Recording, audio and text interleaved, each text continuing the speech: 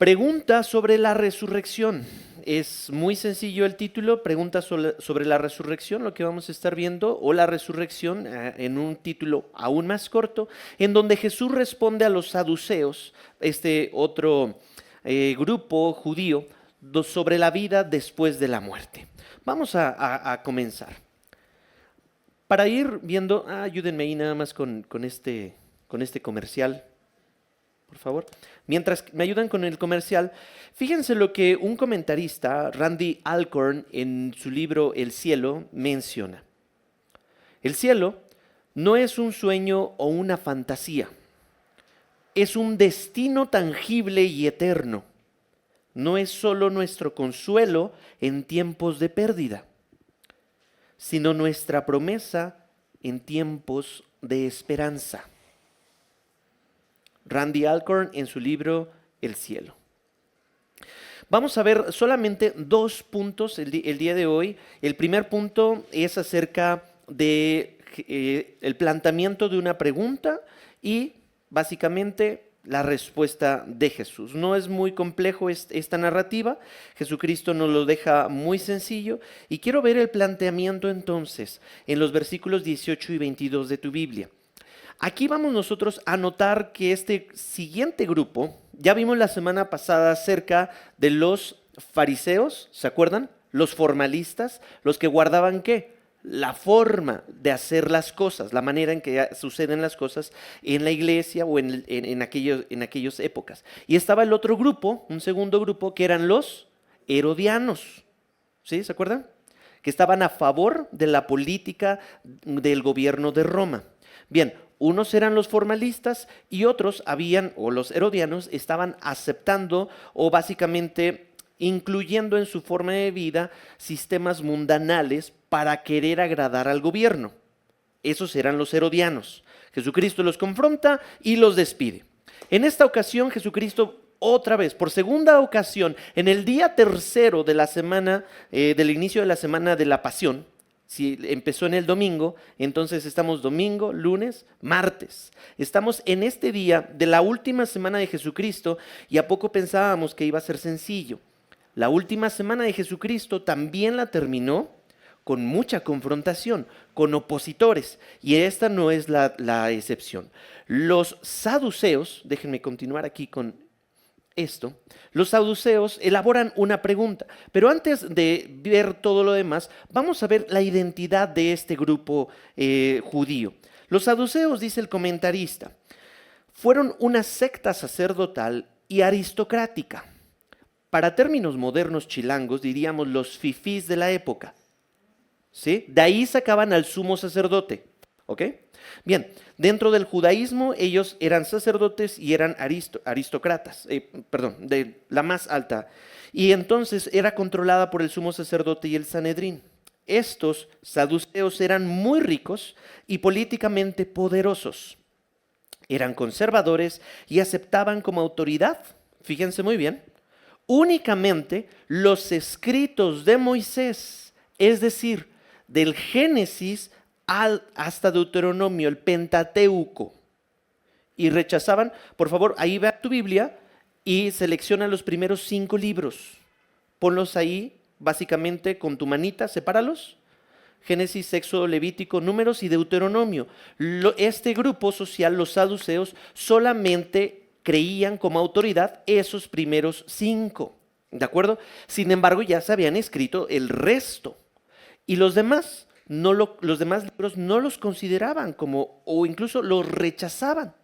Bien, también había otro grupo que eran los samaritanos. No vamos a hablar hoy de ellos, pero los samaritanos también aceptaban únicamente los primeros 5 libros de la Biblia o del Pentateuco como verdad y como autoridad, ¿sí? Ahí tenemos la autoridad. Este grupo religioso, incluso en Hechos, ya es un poco más extenso su identidad, porque en Hechos 23:8, Pablo escribe respecto a ellos.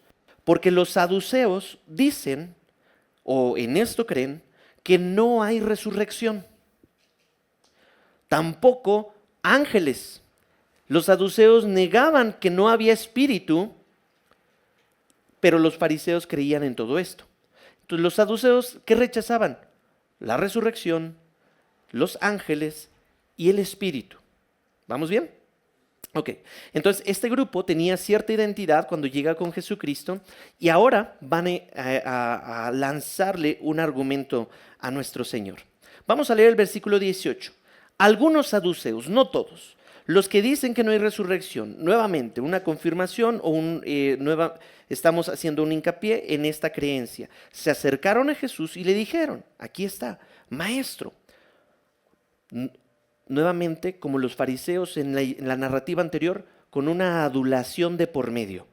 Aguas si nuestro vocabulario se centra mucho en adular a las personas o a nuestras autoridades, pero simplemente es algo externo y realmente no estamos teniendo una honra en nuestro corazón, ¿sí? Entonces, nuevamente, maestro, Moisés, que escribió el Pentateuco, nos dejó escrito en el versículo 19, ¿sí? Si el hermano de alguien muere, y aquí está ya el fundamento, el planteamiento, alguien muere y deja mujer y no deja hijo, que su hermano tome la mujer y levante descendencia a su hermano. Aquí vamos a ver que el argumento está basado en la ley de una palabra o de un concepto que era el levirato. Y entonces la palabra proviene básicamente del latín que significa cuñado. Aquella persona que se ha casado con tu hermano o con tu hermana. ¿Sí? Vamos bien aquí. ¿Quién tiene cuñados? Y cuñadas o cuñadas. Muy bien. Bajen su mano. La ley de Dios dice lo siguiente, que si tú vivías con tu hermano y estaba casado y tu hermano fallece, tú tendrías que casar con el cónyuge, con el viudo o con la viuda. Punto. Esto con el propósito de guardar la descendencia. ¿Sí? Para que el linaje no se perdiera. Entonces está basado en la ley. El levirato está siendo tomado de Génesis 38:8, que dice, entonces, desde Génesis 3. Acompáñame para en Génesis está perdónenme, me equivoqué. Deuteronomio 25:5.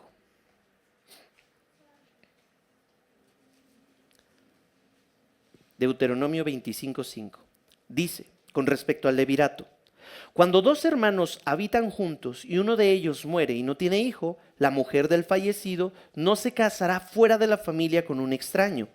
El cuñado se allegará a ella y la tomará para sí como mujer y cumplirá con ella su deber de cuñado. Entonces, esta ley no era que siempre se tenía que hacer, pero si no se hacía, había una consecuencia. Y entonces tenían que ir con esta persona, e ir con los ancianos del pueblo y decirles por qué no quiero tomar a la esposa de mi hermano, ¿sí? Para hacer descendencia. En una ocasión, a una persona llamada Onán, en el Antiguo Testamento, le pasó esto. Y entonces fallece su hermano y le dicen, ahora te toca casarte con tu cuñada, con la viuda, y que le des descendencia a tu hermano. ¿Ok? Aquí, mi querida iglesia, no se tomaba en cuenta todavía la situación de si la mujer quería o no. Aquí se acostumbraba, por costumbre, que le imponían la pareja o con quien se iba a casar, ¿de acuerdo? Era una costumbre y una tradición. Entonces le asignaron a esta viuda a Onán. Y Onán le dijeron en Génesis 38:8, Judá le dijo a Onán, llégate a la mujer de tu hermano y cumple con ella tu deber como cuñado y levanta descendencia a tu hermano. Y Onán no quiso. Y Onán simplemente, mejor las interpreto sola porque si yo puedo regarla. Vamos a Génesis 38. En el versículo 9 dice de Génesis 38, y Onán sabía que la descendencia no sería suya. Aquí hay un aspecto egoísta. Y acontecía que cuando se llegaba a la mujer de su hermano, derramaba su semen en tierra para no dar descendencia a su hermano.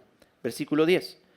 Pero lo que hacía era malo ante los ojos del Señor, y también a él le quitó la vida. Onán no quiso obedecer, pero básicamente no fue simplemente no quiero o por respeto a mi cuñada. Era por un asunto egoísta. Y Dios, pues básicamente le digo, como le digo a mis hijos, le dio, los que no me vieron, le dio muerte, pues. Entonces tenemos un ejemplo negativo de esto, ¿no? La obediencia a medias fue castigada con la muerte. Ahí está el caso de Onán, que no estuvo dispuesto a casarse. Ahora, aquí los saduceos, tomando este conocimiento y planteándolo con Jesucristo, vamos a regresar, ¿sí? Le dijeron, vamos al versículo 20, ¿sí?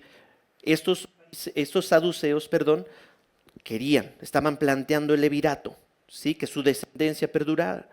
Y entonces el ejemplo, que a continuación en el versículo 20, que ellos utilizan para poder reforzar su argumento, su planteamiento, cae en tono absurdo y hasta exagerado. Ahí les va. No sabemos si esto fue real o fue ficción, pero hubo 7 hermanos y le empiezan a decir, el primero tomó esposa y murió sin dejar descendencia. El segundo la tomó y murió sin dejar descendencia. Y asimismo el tercero, y así sucesivamente, hasta que tuvo 5 maridos y ninguno tuvo descendencia con esta mujer. Todos murieron y al último también murió la mujer. A primera lectura nosotros podríamos decir, oye, ¿qué acaso la Biblia está facilitando o promoviendo, o estos saduceos, tener muchos esposos? ¿O tener descendencia a toda costa?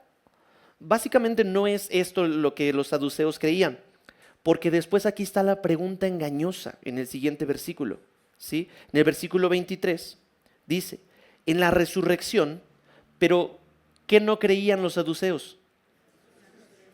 Entonces están usando un concepto que ellos no creen, pero están fortaleciendo o tratando de fortalecer su argumento en algo que ellos no creen. Y entonces, en la resurrección, esta es la palabra en el griego anástasis, el día en que se levanten, el día en que vuelvan a la vida, cuando resuciten, ¿de cuál de ellos será mujer? O sea, pues, ¿quién de los 7 la tuvo por mujer? Hubieron 7, una sola mujer. Y cuando resucite, entonces, ¿quién va a ser su esposo, pues? Es una pregunta exagerada, fantasiosa, con un ejemplo en donde el único propósito no es encontrar conocimiento. El propósito de esta pregunta era ridiculizar el concepto de la resurrección. Lo que Jesucristo estaba enseñando, estaban tratando de avergonzar a su maestro en frente de sus discípulos. Querían ridiculizarlo, querían demeritar su autoridad. Ahora, si a ti te han hecho eso en alguna ocasión, tratar de demeritar tu autoridad, ¿qué es lo que sientes? Se siente feo, se siente impotencia, frustración. ¿A poco no? Si alguien demerita o te hace una pregunta a sabiendas de que esto va a socavar y a minar tu autoridad. Pero Jesucristo me encanta. Él fue inconmovible en su carácter frente a esta pregunta. Torcida, por supuesto. El ejemplo de esta mujer casada sucesivamente con 7 hermanos, que era lo que estaban buscando, que Jesucristo le decía, no, es que, y cualquier otra respuesta que él pronunciara, lo iban a señalar como un mal maestro. ¿Vamos bien hasta aquí? Esta pregunta fue refutada inmediatamente. Vamos a ver entonces la respuesta de Jesús, el segundo punto de nuestro sermón. Entonces, en esta respuesta de Jesús, en el versículo 24, Jesús les dijo, ¿no es esta la razón por la cual ustedes están equivocados? ¿Que no entienden las Escrituras ni el poder de Dios? Utilizó la retórica en este argumento, en esta narrativa, porque ¿qué no se supone que ellos son expertos en la ley? Y Jesucristo le está diciendo, ustedes están equivocados, errados, están engañados, no saben de lo que hablan, equivocados en su conocimiento. Primero, ni entienden la palabra de Dios, y en segundo, ni creen tampoco en la resurrección de los muertos. No creen ni en la Escritura ni en el poder de Dios. Y aquí esto está muy padre, está padre porque cuando lo estaba estudiando, ellos eran expertos en el Pentateuco. Sin embargo, había una corriente filosófica porque los saduceos se habían levantado, se habían originado en el periodo del silencio, cuando no había profecías. ¿Se acuerdan? En el periodo que algunos llaman intertestamentario, los 400 años de silencio. Ellos se levantaron y entonces fueron influenciados por toda la costumbre griega y posteriormente romana. Los saduceos adoptaron la forma de pensamiento en donde creían que el cuerpo era la cárcel del alma. Y muchos filósofos griegos creían esto, que el cuerpo es la cárcel del alma. Y el día en que muramos, vamos entonces a ser libres. Por lo tanto, este cuerpo, ¿sí? Y de ahí se brindaron o se deslindaron varias posturas. Entonces, si este cuerpo es la prisión de mi alma, entonces, ¿para qué cuidarlo? ¿Para qué retenerlo? ¿Para qué entregárselo a Dios? Y entonces podían hacer marranada y media, pero yo estoy bien en el espiritual. Y ahí tenemos muchos romanos que practicaron la homosexualidad, la prostitución, la glotonería, y comían y comían y comían para después vomitar y después volver a comer, por poner algunos ejemplos. Los saduceos entonces estaban siendo contaminados por esto. Tú y yo entendemos esto de una forma diferente. Sin embargo, a veces le damos poca importancia a nuestro cuerpo y actuamos de una forma muy saducea. Ay, ¿hacer ejercicio? Si la Biblia dice que el ejercicio para poco aprovecha, ¿para qué hacer ejercicio? ¿Para qué comer bien? ¿Para qué guardarme en santidad al matrimonio? Y hay muchos cristianos que han empezado a adoptar esto, prefiriendo decir, en mi interior estoy sano, en mi interior estoy completo, pero en tu cuerpo haces marranada y media, cochinada y media, pecaminosidad completa. Ya. Sí, estaba tratando de buscar sinónimos. Aparentemente este discurso estaba bien estructurado de los saduceos, pero no obstante se convirtió en una incongruencia porque están argumentando sobre algo que ellos no creen, ni entienden la palabra de Dios, ni entienden el poder de Dios. Y mis queridos, aquí entonces Jesucristo en el versículo 25 dice, porque cuando ellos resuciten de entre los muertos, ni se casarán ni serán dados en matrimonio, sino que serán como los ángeles de los cielos. Y saben, antes, algunos años, a mí no me gustaba hablar acerca del cielo, porque no entendía. Yo solamente decía, vamos a ir al cielo. Sin embargo, el cielo es una experiencia racional completamente distinta a la terrenal. En otras palabras, qué bueno que no entiendo qué va a suceder en el cielo, porque el cielo funciona muy diferente a lo que sucede aquí en la tierra. Allá es todo espiritual, estamos en la gloria de Dios, o estaremos, y entonces allá es la eternidad. Por lo tanto, Jesucristo con dos refutaciones los tira al ring. 1 Corintios 15:52 agrega, en un momento, en un abrir y cerrar de ojos, la trompeta final, pues la trompeta sonará y los muertos resucitarán incorruptibles y nosotros seremos transformados. Lo que sí sabemos cuando vayamos al cielo es que seremos incorruptibles. Es decir, nuestro cuerpo ya no se va a caducar, ya no va a tener los achaques, las dolencias, la muerte, los defectos.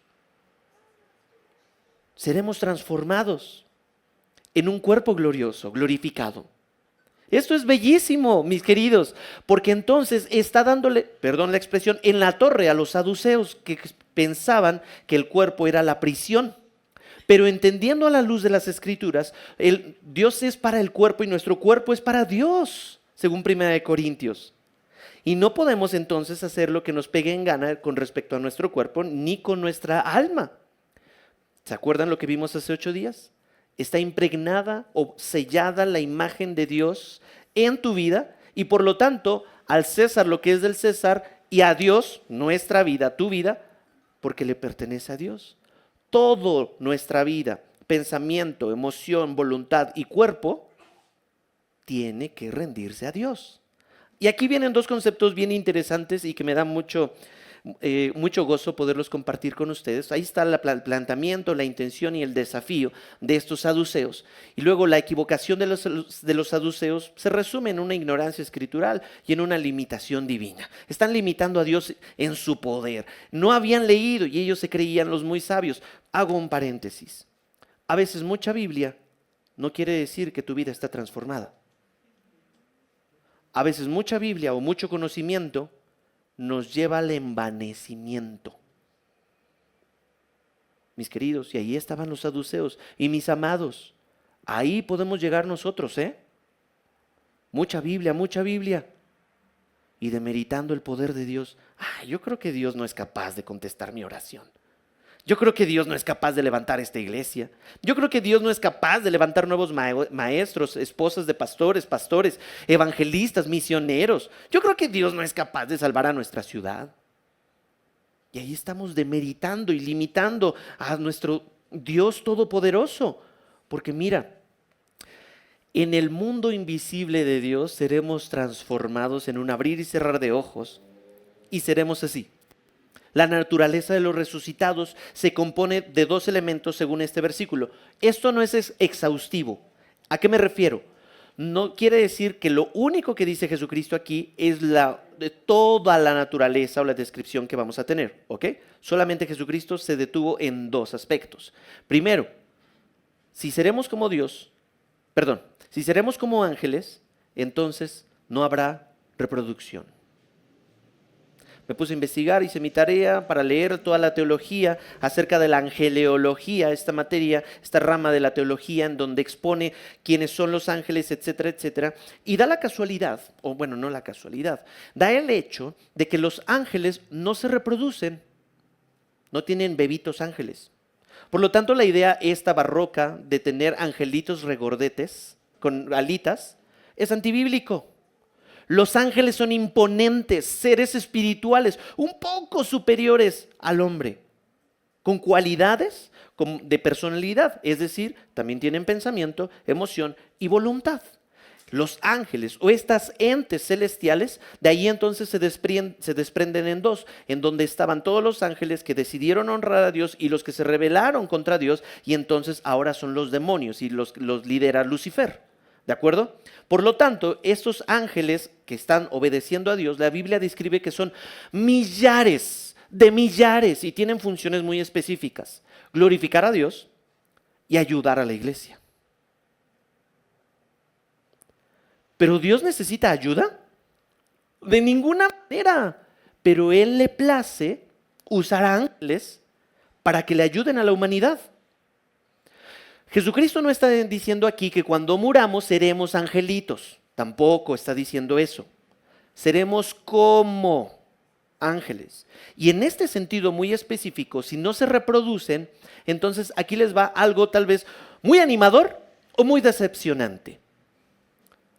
En el cielo no va a haber matrimonio. Puedes llorar, puedes regocijarte, lo que eso cause en tu vida y en tu corazón.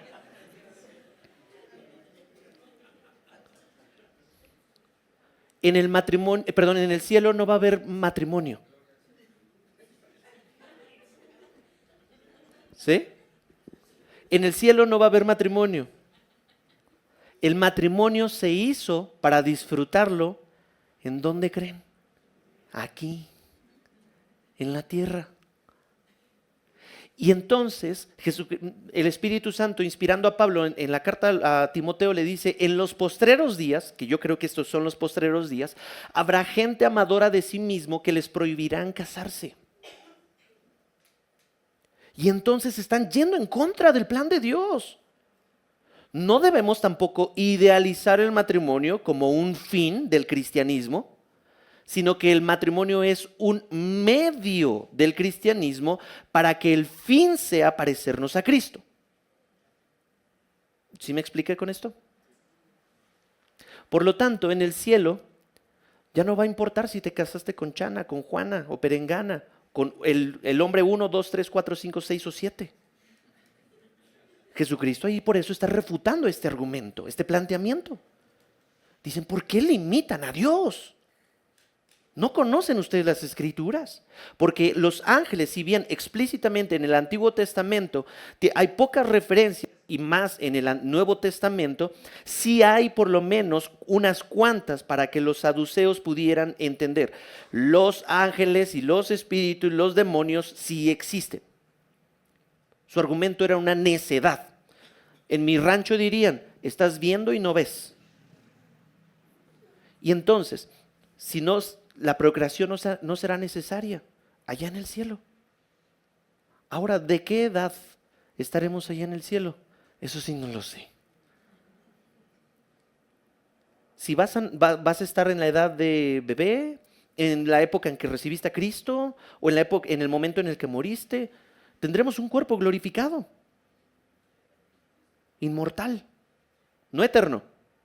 La diferencia es que inmortal tuvo un inicio, pero no tendrá un final, o finito pues, ¿sí? ¿Vamos bien hasta aquí? No se reproducen. No sé cómo Dios va a hacer esto, pero no estamos hablando de que los ángeles entonces son asexuados o femeninos o masculinos. Tienen nombres. Miguel, el arcángel. Hay varios otros ángeles que tienen diferentes posiciones dentro del reino de Dios y en su economía. Pero ¿cómo va a ser eso? ¿Voy a ser hombre? ¿Voy a ser mujer? No lo sé. Simplemente lo que sí está claro en este versículo es, no se casarán ni se darán en casamiento. ¿Y se acuerdan esta frase de los votos coloquiales o tradicionales? Hasta que la muerte nos...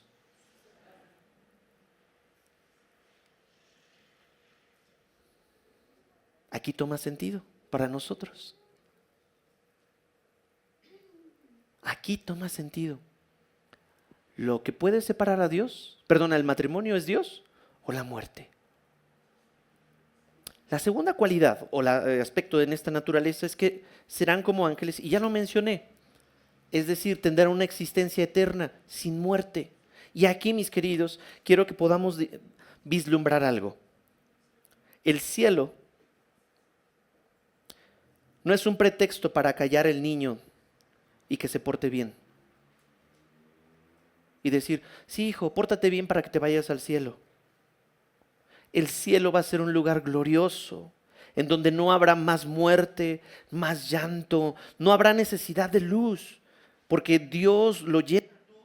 Acompáñame en tu Biblia en el libro de Apocalipsis, capítulo 21.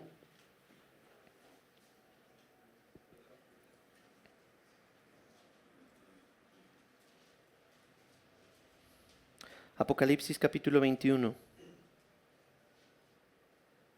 versículo 23.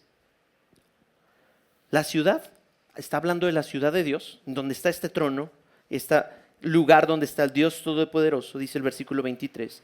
La ciudad no tiene necesidad de sol ni de luna que la iluminen, porque la gloria de Dios la ilumina y el Cordero es la lumbrera.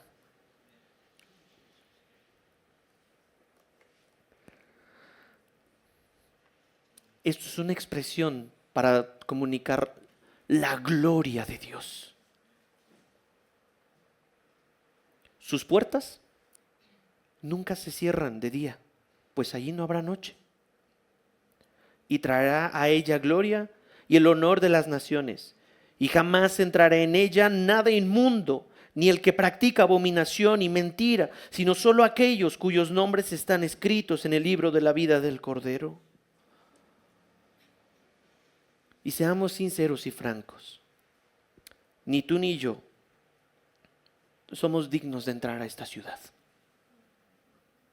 Pero por la rectitud de Cristo, que nos ha imputado su justicia, podremos ser llamados ciudadanos del cielo. ¿Cuándo sucede esto? Cuando tú aceptas a Jesucristo, cuando rindes tu vida, cuando te bautizas, Señor, aquí está mi vida por completo. A continuación, quiero tocar puntos sensibles. Cuando estemos en el cielo, veremos a aquellos seres queridos que aceptaron a Cristo como su Señor y Salvador.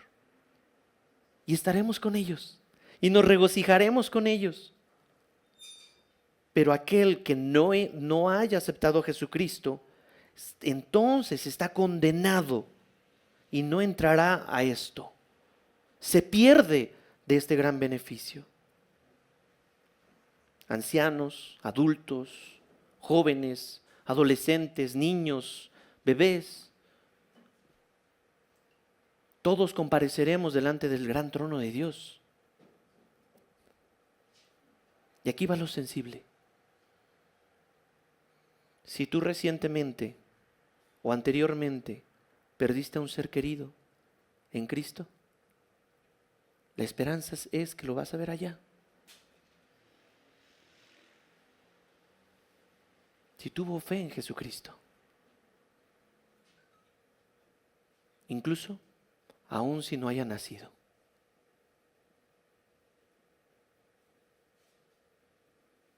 ¿Te acuerdas el argumento o la plática que tuvo David con Dios cuando por consecuencia de su pecado perdió un bebé? Y le dijo, ¿qué haré yo en regresarte aquí? Mejor yo voy hacia ti. No sé cómo funciona eso, o cómo la misericordia y la justicia de Dios funciona con los no nacidos y con los bebés. Pero no dice la Escritura, y lo hemos estudiado, que el reino de los cielos es como de estos niños.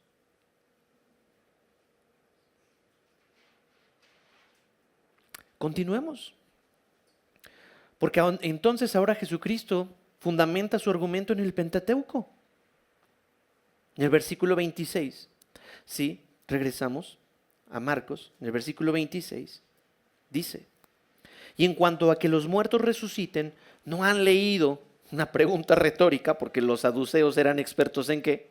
En la ley de Moisés, en los primeros 5 libros, en el libro de Moisés, en el pasaje sobre la zarza ardiendo. ¿Por qué lo dice así? ¿Y por qué no dice en Génesis capítulo fulano y tano? Porque todavía no existían los versículos. Algo que en teología se llama las perícopas o la sección, la segmentación de los versículos. Entonces tenían que darle una idea para poder asociarla y llegar a esa narrativa. Ahí, donde está la zarza ardiendo, ahí Dios dijo algo importante. Y ustedes, saduceos, ni lo tomaron en cuenta. Dice así en Éxodo capítulo 3, versículo 6, y añadió, yo soy el Dios de tu padre, el Dios de Abraham en medio de esta zarza, el Dios de Isaac, el Dios de Jacob. Y entonces Moisés se cubrió el rostro porque tenía temor de mirar a Dios. Continúa en el versículo 15 de Éxodo 3. Dijo además Dios a Moisés, así dirás a los israelitas, el Señor, el Dios de sus padres, el Dios de Abraham, el Dios de Isaac, el Dios de Jacob, me ha enviado a ustedes. Este es mi nombre. ¿Cuál? Yahvé, el gran yo soy. Este tetragrama difícil de pronunciar para los hebreos, sagrado. O no difícil de pronunciar, mejor dicho, que ellos deciden por honra a Dios no pronunciar. Este es mi nombre para siempre y con él se hará memoria de mí de generación en generación. Esto es tan profundo, iglesia, porque si definimos, yo soy, es el verbo ser en los 3 tiempos. Yo soy o yo era, yo soy y yo seré. Ajá. Por lo tanto, esto alude a la eternidad de Dios. Dios dice, yo soy Dios de estos 3 patriarcas israelitas, pero estos 3 patriarcas ya habían muerto. Sin embargo, quiere decir que para Dios, Isaac, Abraham, Jacob, no están muertos, ni tampoco están de parranda. Están dormidos. La Biblia pone o define que las personas que mueren para nosotros están dormidos. Todavía no están en el juicio. Todavía no. Y este concepto es importantísimo porque entonces defiende, Dios es el Dios de los siglos. Antes podían vivir 969 años, según Matusalem, ni el milenio. Hoy el más longevo alcanza 80 o apenas el siglo. Y Dios es un Dios de los siglos. Increíble. Otra forma de decir que Dios es eterno. Por lo tanto, aquí está el fundamento. Y a los patriarcas los nombra, pero está dando por entendido, están vivos. Y entonces ahí el argumento de los saduceos se desbarata. Esto es bellísimo para ti y para mí, porque Dios también es tu Dios y será el Dios de tus hijos, si así tú se los enseñas. Y concluye expresando su conclusión en el versículo 27. Ya di mi planteamiento, Jesucristo, hacia los saduceos, y mi conclusión es, están muy equivocados. Están bien equivocados ustedes, saduceos. Ahí está el argumento de la zarza ardiente, la revelación divina. Dios revela como el gran yo soy, Dios de los vivos, ¿sí? La continuidad existencial de Dios, ¿no? Implica más allá de la muerte física. Y entonces aquí la sabiduría de Jesús. Él sí conoce las Escrituras, Él sí tiene discernimiento espiritual y Él da una respuesta equilibrada, firme pero con compasión. En este punto, lo más sensato hubiera sido, Señor, ya nos cachaste, estoy bien menso. Me arrepiento, sí es cierto, ya. Basta de mi orgullo religioso. Ya, caché la onda. Pero no. Los evangelios sinópticos o los que dicen lo mismo, entonces dicen que se marcharon, se indignaron. Le agregaría yo. Porque Jesús les dijo, están muy equivocados. Dios no es un Dios de muertos. Dios es un Dios de vivos. Y esto nos encanta. Porque hay muchos todavía que le siguen llorando a los muertos en las iglesias. Está bien, por un tiempo de duelo, está bien, pero no lo conviertas en tu ídolo. Y entonces así que se generan las tradiciones. Y si le armamos un altarcito al tío, pues para preservar su descendencia. Y entonces ya tenemos a Luis I, a Luis II, a Luis III. Pongámosle el altarcito al abuelito Luis. Convertimos entonces. Dios no es un Dios de muertos. ¿Para qué? Dios, en tus manos está su alma. ¿Sí? Concluyo así, mis queridos. Debemos de renovar nuestros pensamientos acerca del cielo. No es una invención fantasiosa. Y también cuando estemos allá, ni nos casaremos, ni daremos en casamiento. No moriremos. Muchas personas cometen el mismo error que los saduceos. Cuando se trata de pensar acerca del cielo, muchos piensan en el cielo como algo chistoso, algo en donde va a haber mi mayor deseo o mi mayor pasión en este mundo. ¿Se han fijado cómo plantea el mundo el cielo? Allá van a estar los mejores cantantes, allá va a estar la mejor comida, y todo lo... esto me lo estoy inventando ahorita, mundanizamos el cielo. ¿Sí? Pero eso no. Ahora, podremos ponerlo así, pero también el nativo americano pensaba que el cielo era un campo alegre de cacería. El antiguo vikingo pensaba que el cielo era el Valhalla, donde estos vikingos peleaban como guerreros todo el día. Y al final del día, los muertos y los heridos se levantaban de nuevo completamente enteros. Y celebraban toda la noche con un banquete, con cerveza y alcohol y todo. Mujeres tomando vino en las calaveras de los enemigos. Todas estas ideas confunden al cielo simplemente como una tierra mejor.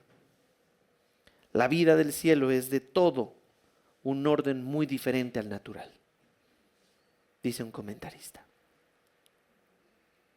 La próxima vez que pienses con respecto al cielo, ve a la Escritura. La próxima vez que pienses con respecto a la muerte, ve a la Escritura. La próxima vez que pienses con respecto a la duración de tu matrimonio o a tus hijos, ve a la Escritura. Hay cosas que se hicieron para deleitarnos aquí, como una sombra del porvenir. Jesús, entonces, es la causa de la resurrección de todos los creyentes en el Evangelio y, por supuesto, se arrepienten. Juan 11, vea ya tu Biblia en esto, por favor. Juan 11, 25 dice, y ya casi voy a terminar, con esto termino. Juan 11, 25 y 26. Espero que tú no caigas en esta trampa de los saduceos, pensando que el cuerpo pues es cuerpo y ya, y que no hay ángeles ni demonios. Eso es lo que quiere Satanás que creas, que el diablo es un cuentito de niños y que el cielo es una falsa esperanza para que tus hijos se porten bien. Eso no es. 1 Corintios 11, 25 dice, Jesús les contestó,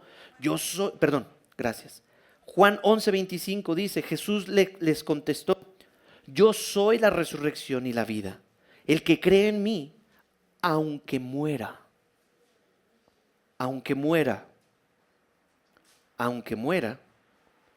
vivirá.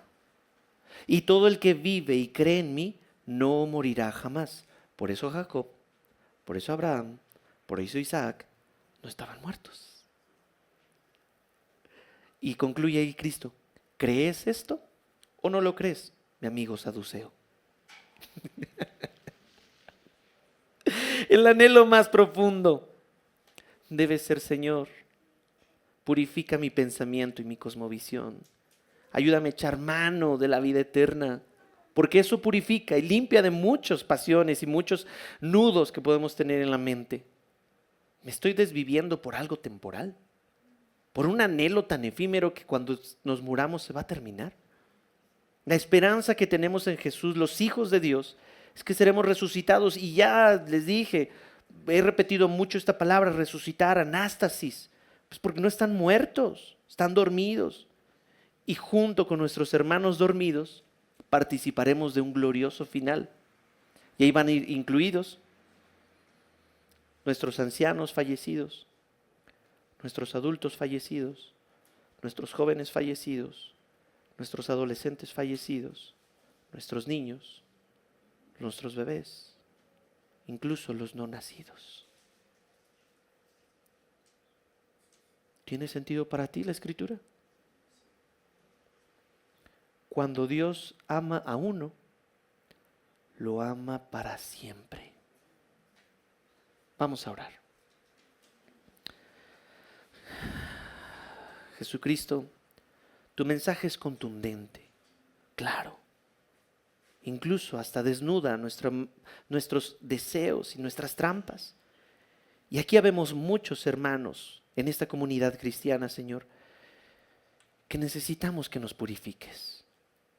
Si tenemos creencias equivocadas, convicciones que no son acordes a los tuyos, si estamos mundanizando nuestro cristianismo, escogiendo el camino ancho, la puerta amplia, Señor, pensando que la tierra es todo lo que hay y su placer, Señor, que tu amor nos lleve al arrepentimiento, tu bondad nos lleve al arrepentimiento. Tú eres un Dios de vivos y en algún momento resucitaremos y en algún momento estaremos contigo, Señor, y disfrutaremos de esas moradas que tienes en el cielo. Ayúdanos a estudiar más cómo es el cielo. ¿Cómo estaremos allá dándote gloria con el resto de los millares y millares de ángeles? ¿Y cómo entonces tu iglesia? Porque ya no habrán iglesias ni denominaciones, sino será tu novia. Todos nosotros que te estaremos cantando a una sola voz. Santo, santo, santo eres tú, Dios de los siglos, Dios de las naciones, todopoderoso. Hoy, Señor, permítenos salir de aquí siendo conscientes de que un día moriremos y en Cristo, por amor a tu nombre, resucitaremos. En el nombre de Jesús. Amén y amén.